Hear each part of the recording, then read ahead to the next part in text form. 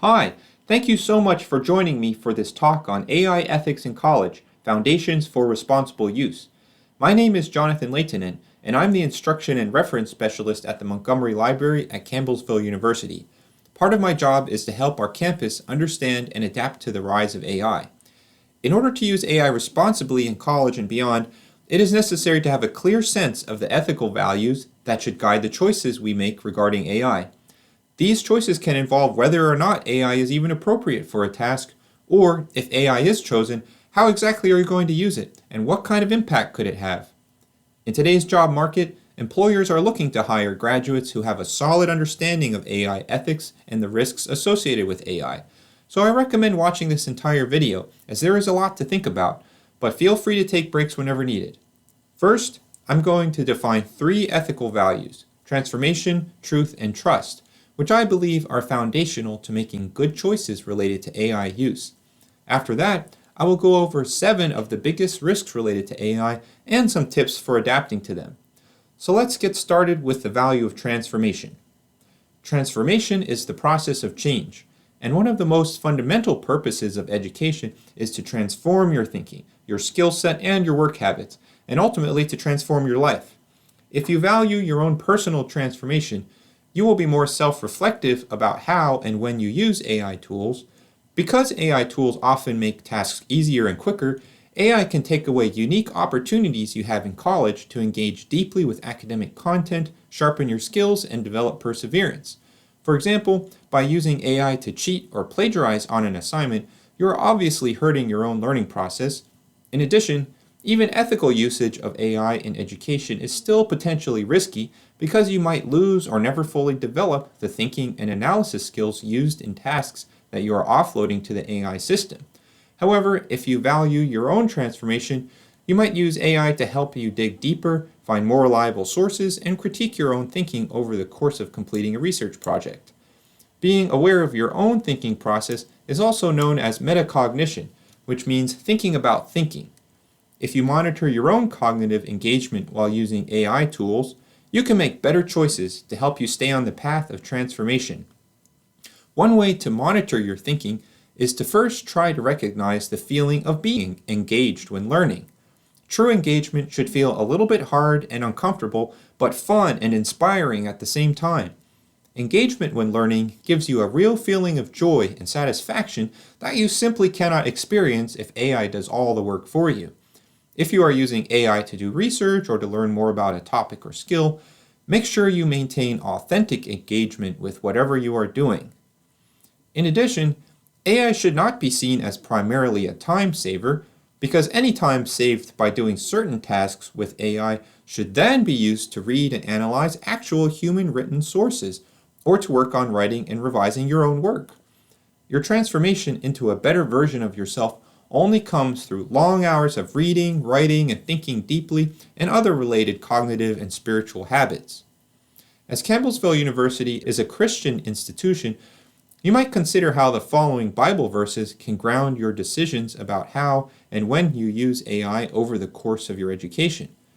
Romans 12, verse 2, "Do not conform to the pattern of this world, but be transformed by the renewing of your mind. Then you will be able to test and approve what God's will is, His good, pleasing, and perfect will." Also consider this, Colossians 3, verses 23 to 24. "Whatever you do, work at it with all your heart, as working for the Lord, not for human masters, since you know that you will receive an inheritance from the Lord as a reward. It is the Lord Christ you are serving." Next, in addition to transformation, we value truth. Seeking the truth is the foundation of research and learning. Students who value the truth make every effort to ensure their essays and research projects are truthful and based on reliable sources. Whatever you write as a student makes a real impact on what your professors and classmates think about various issues in the world, so the truth is paramount.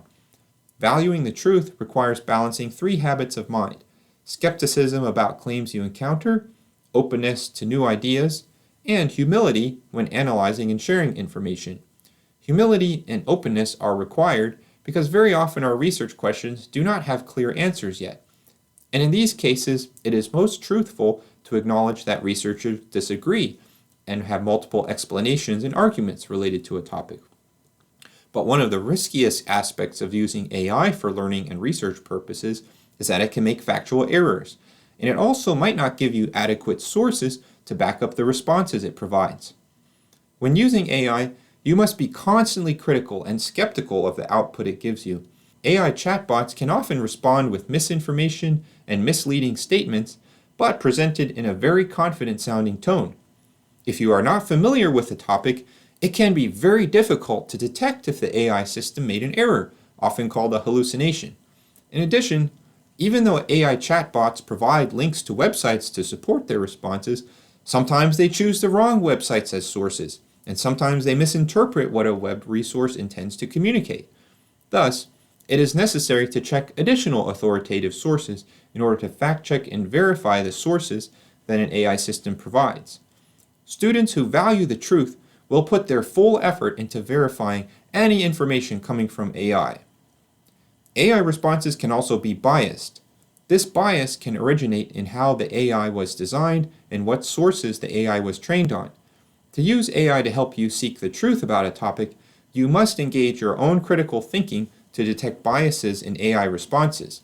It is always wise to do your own traditional research to verify information that AI provides and to consult with experts such as professors to gain a more objective and comprehensive perspective on a topic. Using AI for brainstorming and writing help is also risky because AI may push people to think in the same predetermined patterns and to adopt the same robotic writing style that does not match their social or cultural context. For example, students using AI to understand a literary work might all come to the same simplistic interpretation and even misrepresent or disparage the cultural context of a literary work. Such uniformity of thinking under the influence of AI would be destructive to the pursuit of truth. AI often uses an overly confident tone, which can mislead, but when you write about research yourself, it can actually be more truthful to admit uncertainty. There are plenty of academic topics where there are open questions and unclear evidence, so when you are not sure whether information is true or not, it is important to describe research using special kinds of phrases called qualifying expressions, which allow you to be more honest about the level of certainty among researchers. For example, instead of saying, "This data definitely proves this problem exists," it might be more truthful to say something like this: "This data strongly indicates that this problem exists." Thus, if ultimately your claim was wrong, at least your use of the word indicates rather than proves demonstrates humility and self-awareness that you might be wrong. Consider how these Bible verses promote a humble, truth-seeking mindset. Whoever speaks the truth gives honest evidence, but a false witness utters deceit. Proverbs 12:17. And also this: "Therefore, each of you must put off falsehood and speak truthfully to your neighbor, for we are all members of one body." Ephesians 4:25. This verse also reminds us of the value of trust, because being truthful in one's academic work ultimately leads to a higher level of trust among community members. Students should do everything they can to be trustworthy, and thus promote trust between themselves and their instructors and classmates. Trust allows people in a learning community to feel confident and comfortable around each other, and to help other people know you have their best interests at heart. Both instructors and students perform better in a mutually trusting environment. So if an instructor specifically states that students should not use AI for an assignment, students must follow these instructions, or they are breaking the trust of their instructor. Instructors very often can tell when students are using AI rather than doing the work themselves. So when students use AI to cheat or plagiarize, it makes it difficult for instructors to trust their students, and it makes it difficult for students to trust one another as well, since AI cheating is an unfair advantage. It is important for students to understand how their actions affect the educational experiences for everyone in the campus community. On the other hand, in situations where AI is permitted, students can promote trust between themselves and their instructors by being transparent and honest when they do use AI. For example, it is becoming more standard these days for students and professionals alike to add disclosure statements in their documents to indicate which tools were used and how. Take this example of a disclosure statement that could be placed at the end of a research paper. Note, this research paper was structured based on ideas from an outline created by ChatGPT 4o, and the grammar and usage were edited using Grammarly. Approximately half of the sources were located using Consensus AI. The content has been fully reviewed and edited by the author. If an instructor allows AI use, a disclosure statement like this creates transparency about the use of AI and can promote trust between the student and the instructor. On the other hand, hiding AI usage from an instructor only creates distrust. If a professor asks you about AI usage, be completely honest and listen carefully to what they have to say. They are just trying to help you learn something. Trust also develops organically through positive interactions with other students and your instructors. So this is why you should also put extra effort into asking questions and interacting with real people in your community, and not become overly dependent on AI for help. A number of students feel that the rise of AI might be causing them to feel more lonely because rather than messaging or meeting up with a classmate, many students are opting to seek help from AI. But remember, any time spent discussing an academic topic with a human classmate or professor is always far more valuable than the time spent with an AI chatbot.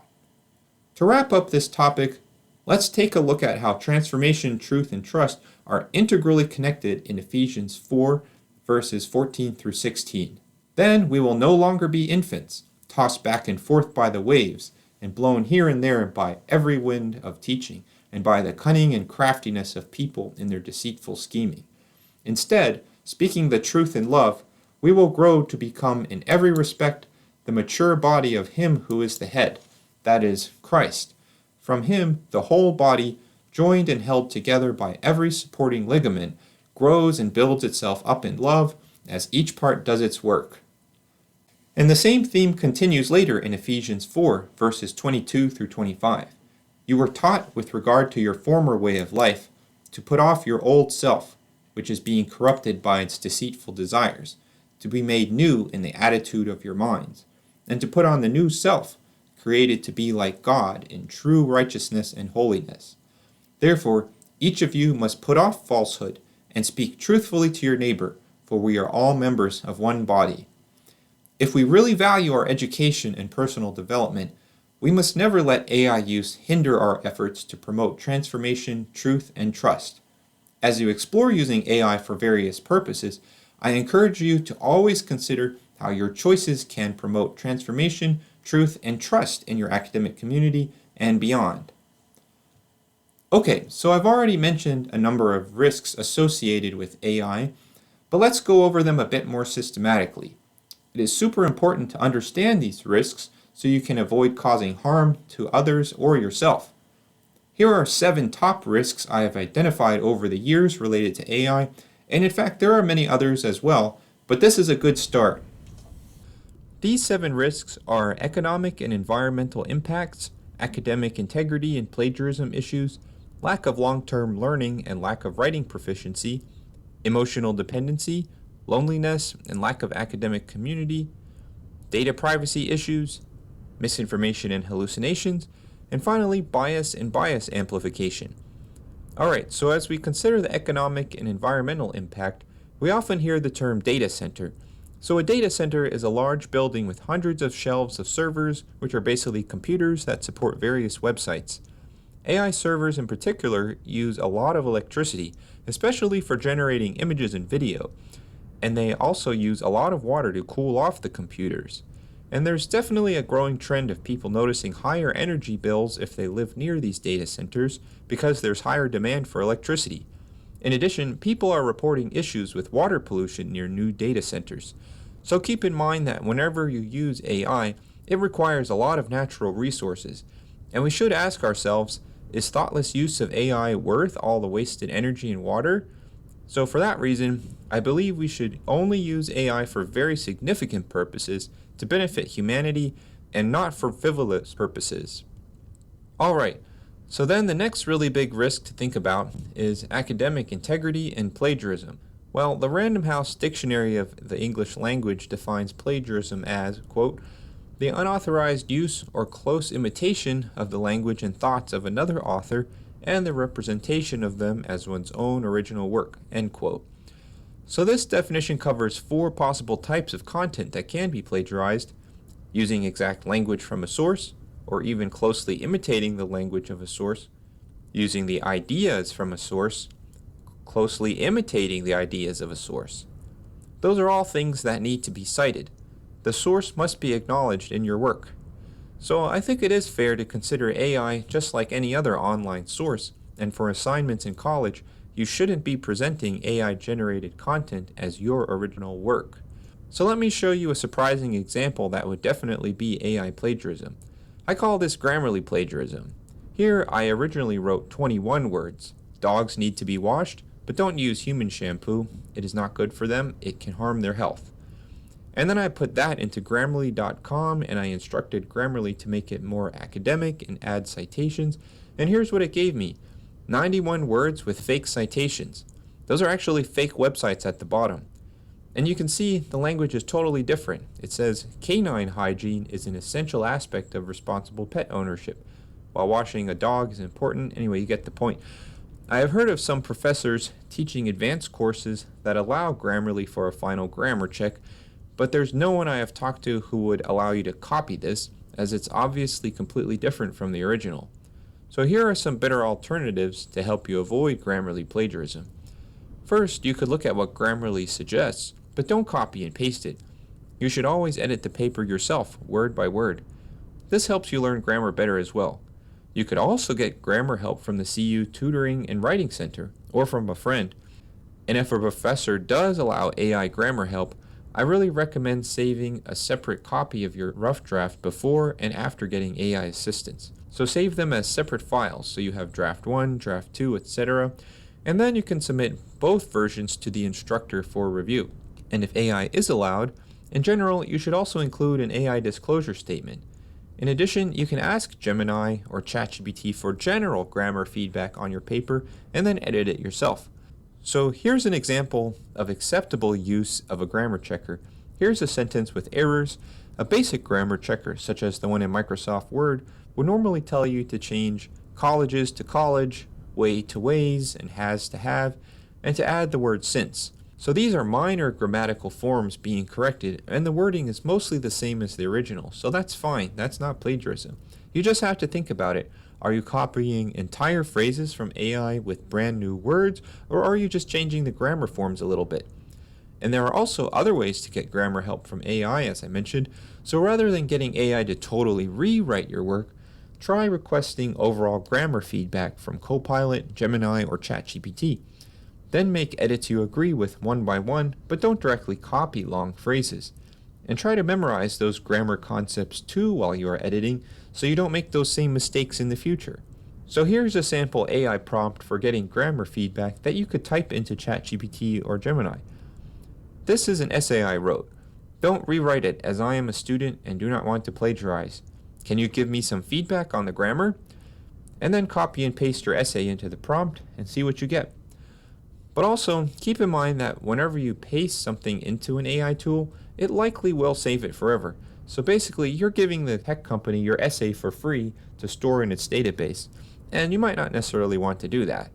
In addition, if you are going to use AI to help with writing, definitely do not let AI suggestions hijack your creativity. So I found this really interesting article here that is titled, AI Suggestions Homogenize Writing Toward Western Styles and Cultural Nuances. Here, the scholars show that AI doesn't have very good awareness of cultures outside of the United States and other Western countries, and it will push you to write in a very bland, homogenized way that may not be culturally appropriate for your situation. It will basically take away your unique voice, your cultural background, and your unique way of explaining things. And that's a problem if we all end up sounding the same.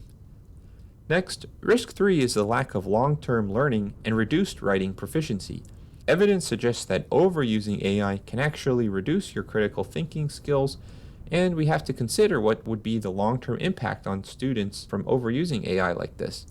So you may have heard the term cognitive offloading before, and here's an explanation from an academic article by Michael Gerlich, who writes, cognitive offloading occurs when individuals delegate cognitive tasks to external aids, reducing their engagement in deep reflective thinking. And later, While this can free up cognitive resources, it may also lead to a decline in cognitive engagement and skill development. And there has already been scientific research to test this idea. For example, there was an MIT study that showed how the brain works differently when using AI. The researchers scanned the brains of people while doing writing tasks with and without AI assistance, and the brain scans showed that AI did result in less cognitive engagement. In addition, the people who did not use AI assistance for the task actually had better memory of what they wrote about. An English professor at Ohio State University named Martin Clune recently commented on this experiment in the Atlantic magazine. To anyone who has closely observed how students interact with AI, the conclusions of studies like the experiment at MIT make perfect sense. When you allow a machine to summarize your reading, to generate the ideas for your essay, and then to write that essay, you're not learning how to read, think, or write. So this actually raises the question, what if AI in education is actually a waste of time? Because you probably could have learned something faster by learning it the old-fashioned way. Imagine this, say you spend one focused hour reading and writing about something. Normally, you should be able to remember it pretty well for the exam, but if you are using AI, which requires less effort and engagement from your brain, you probably won't be able to remember the information very well on the exam. As a result, using AI would have just been a waste of time. So this brings us back to the value of transformation. As education is all about transforming and building up your ability to read, write, and process complex information, by doing academic work the old-fashioned way, you will automatically be learning things like grammar, vocabulary, and logic. You'll be mastering the content you are reading and writing about, and then because of the stress of trying to explain the information to your professor or classmates when you're writing, you'll automatically learn how to organize a meaningful text with appropriate style and level of detail. So why would we let AI get in the way of learning these valuable skills? Alright, so next we're going to look at risk number 4, emotional dependency, loneliness, and the lack of academic community. Based on what I've read, AI friends, girlfriends, and boyfriends are most likely very harmful to your mental health. It takes away time from interacting with real people, and in-person social contact is really good for you. AI just can't give you the same kind of emotional support. And AI use has tragically even been linked to a number of suicides. And that seems extreme, but I'm afraid we might see more dangerous situations like that as people become more emotionally dependent on AI. And too much time with AI will translate into not asking for help from real humans, whether it is for help with mental health or with academic work. A lot of students do feel that AI has worsened the social environment in college. So to counteract the effects of AI, you need to put extra effort to make sure you are talking more with your peers and instructors to get the most benefit out of social contact with real human beings. Furthermore, old-fashioned writing is a way to emotionally process a topic, and that's good for you. Professor Ellen O'Connell Whittet at UC Santa Barbara wrote something that I think is very inspiring. Last fall, I teared up reading an essay from a student who wrote about growing up embarrassed by his Mexican accent. He traced how that shame had shaped his sense of intelligence and belonging. His face lit up during his workshop when classmates pointed out the lines that resonated. That pride, that affirmation from peers was earned, and it was deeply human.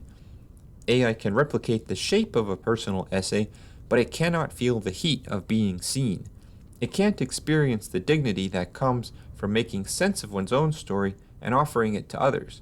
See, that's what writing is all about. So I think it's really tragic if students with all kinds of significant experiences and perspectives end up using AI to write their essays, because that avoids the really important emotional processing and struggle that you need to help you grow as a person and as a thinker, and that's deeply human.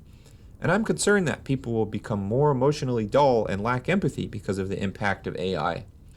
Alright, now to the next risk, data privacy. So in general, free tools are free because usually there is some kind of benefit to the company, and your usage habits could even be used to train the AI large language models. And if you have an account with an AI tool such as Google Gemini or ChatGPT, realize that it saves everything. Even if you don't have an account, it is still totally possible that your AI prompts are saved and connected to your online identity. You just never know.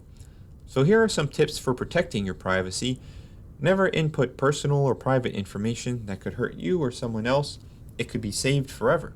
And make sure to follow all policies in your workplace regarding private information. Also, make sure to read the fine print and the service terms and conditions for whatever tool you're using. But I personally doubt whether tech companies are honest and actually follow their own stated terms and conditions, as they still might one day use your data in ways you don't approve of. And you can also read third-party evaluations of AI tools in various sources. And I definitely recommend avoiding Grok. I've tested it out, and it basically tried to play a prank on me even though I had a serious question to ask. It's just kind of unpredictable. It has a history of hallucination, and then do you really want Grok and the company behind it to have your information saved in their database forever? In addition, you definitely need to avoid DeepSeek as well, mainly because of serious security issues with the government where DeepSeek is based.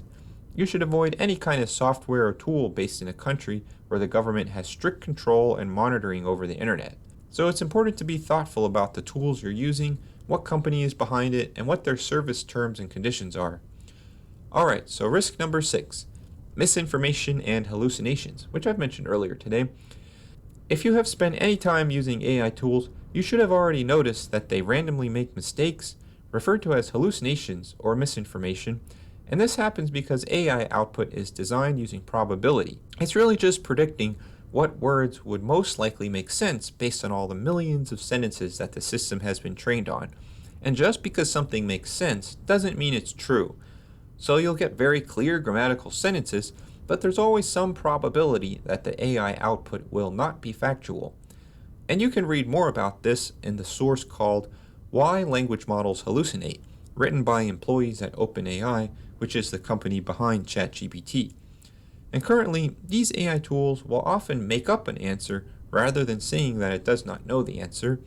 I've also noticed that AI seems to be lazy, and I think that's because tech companies are trying to save computing resources and money, so AI will often come up with overly simplistic responses. So because of hallucinations and poor quality responses, you really do need to fact check them carefully before you share that information with others or use it in an assignment. And that fact-checking process can take extremely long because you have to compare it with human-written sources to see if the information is correct. For that reason, it is often better to just use traditional database research methods and avoid AI altogether. So I want to share some examples of AI hallucinations that can happen when trying to look up information. Let's examine this Google search result, which includes the Gemini AI overview at the top. If you typed in Campbellsville University financial aid phone number back in November, this is the answer many people were getting. And that phone number in the AI overview is actually the phone number to the Montgomery Library. So several people were calling us here at the library asking for help with financial aid, and this is an example of AI misinformation actually shaping people's behavior. And then down below, even the regular Google search results are not correct either. That's not the correct number to call. So here's a case where you have to be careful about the information you get from Google and actually click on and read the appropriate university website yourself to find the financial aid office phone number. And then here's another example of some embarrassingly bad hallucinations from an AI tool on the Washington Post newspaper website. So this newspaper created a tool called Ask the Post AI, and I wanted to just test it out. On October 7th, 2025, I wrote, "What happened in Ukraine today?" And then I was surprised about this report of attack because I hadn't seen it in the news for October 7th, even though I knew something like that had happened several days before. So then I wrote, "What date did that happen?" And the answer I got was, "We'd love to help. Is there a specific topic you're interested in?" etc. So here we got two hallucinations. First, it got the date wrong. The attack actually happened on October 5th, not October 7th. And then it malfunctioned and totally misunderstood my second question. So I've lost a lot of respect for the Washington Post for rushing to adopt this poorly functioning AI news chatbot. In contrast, a highly respectable German news source called Deutsche Welle, also known as DW News, provides a very different perspective. They strongly support the view that AI chatbots should not be seen as fact-checking tools. And I'll read this quote here for you. Quote, "For Canetta at Pagella Politica, AI chatbots can be useful for very simple fact checks, but he also advises people not to trust them entirely. Both experts stress that users should always double-check responses with other sources." End quote. This skill of knowing how to verify information using reliable human-written sources will also help you avoid AI-generated disinformation and scams that use deepfake images, audio, and video. When you're looking at online content, critical thinking and research skills are perhaps more important than ever before. So, because of the risk of hallucinations, I think it's better to think of AI as something to help connect you to reliable human-written sources, and definitely not a replacement for reading and analyzing sources yourself.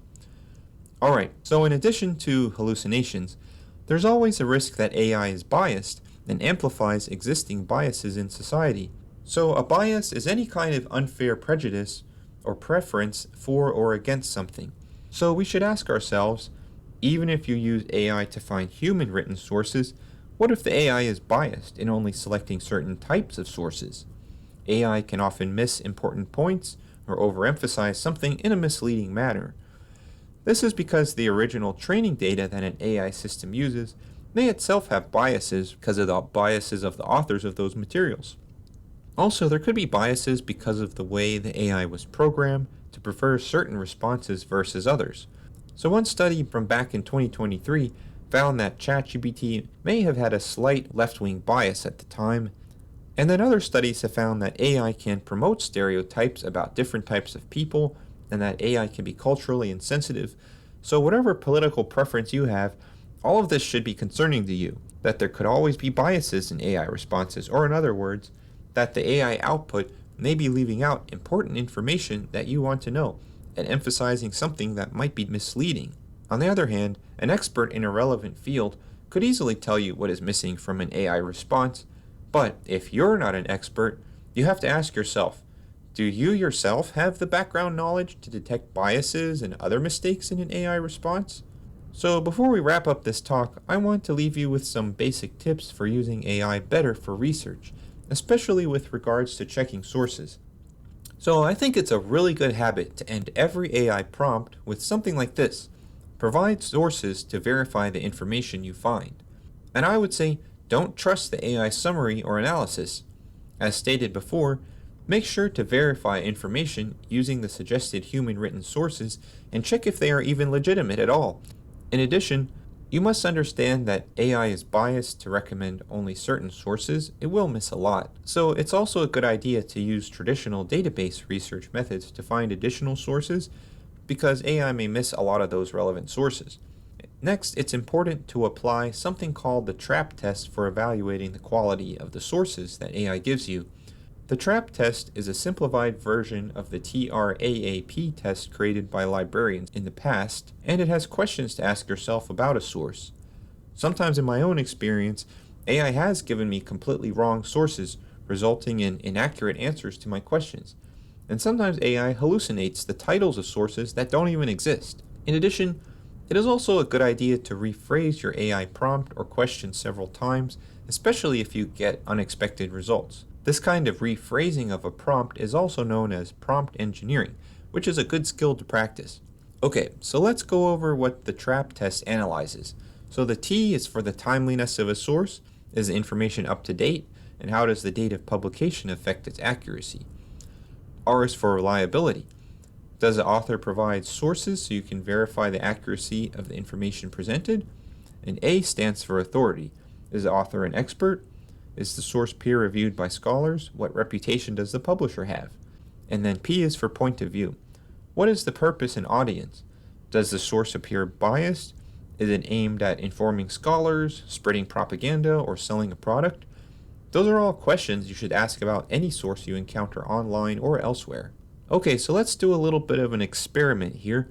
What would happen if we applied the trap test directly to evaluating a ChatGPT response? So let me first show you how to write a good quality academic AI prompt to put into ChatGPT. AI prompts work better when they are clear and concise, but also include a little bit of context so that you get the right kind of information.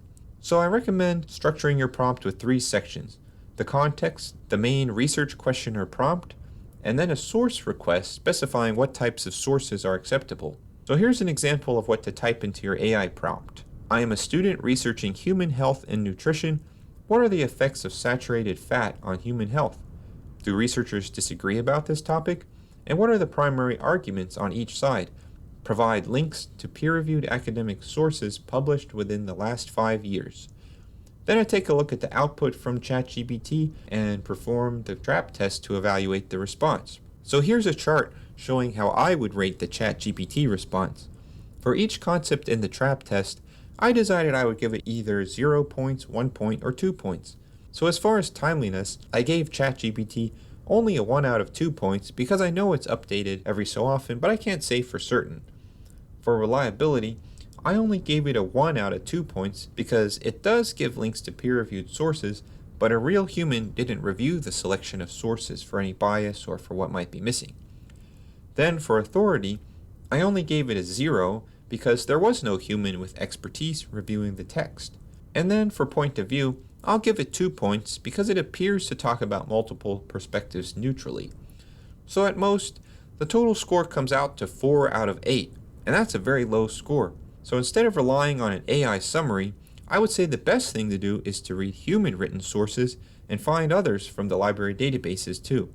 Here's the citation for one of the academic articles that ChatGPT recommended to me. The article is titled, "The Effect of Reducing Saturated Fat Intake on Cardiovascular Disease in Adults, an Umbrella Review," published in Frontiers in Public Health. So as far as timeliness, this article was published in 2024. It is pretty recent, so I would give it a 2 out of 2. As far as reliability, it's peer-reviewed and the sources are also listed at the end, so that's a 2 out of 2.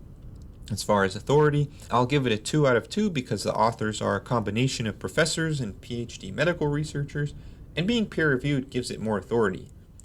I scanned through the article and it seems objective in its claim, so I'll give it a 2 out of 2 as well.